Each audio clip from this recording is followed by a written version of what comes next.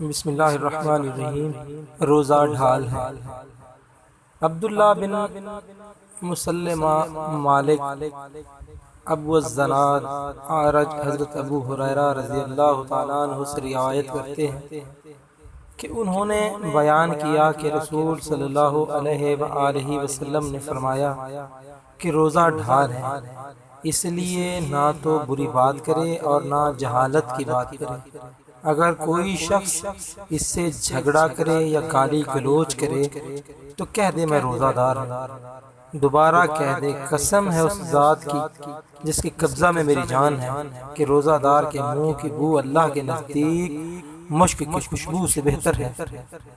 وہ کھانا پینا اور اپنی مرغوب چیزوں کو روزوں کی خاطر چھوڑ دیتا ہے اور میں اس کا بدلہ دیتا ہوں اور نیکی 10 گنا ملتی ہے۔ اگر آپ کو ہماری ویڈیو پسند آئی ہے تو پلیز ہمارے چینل کو سبسکرائب کریں، لائک کریں، شیئر کریں۔ شکریہ، والسلام۔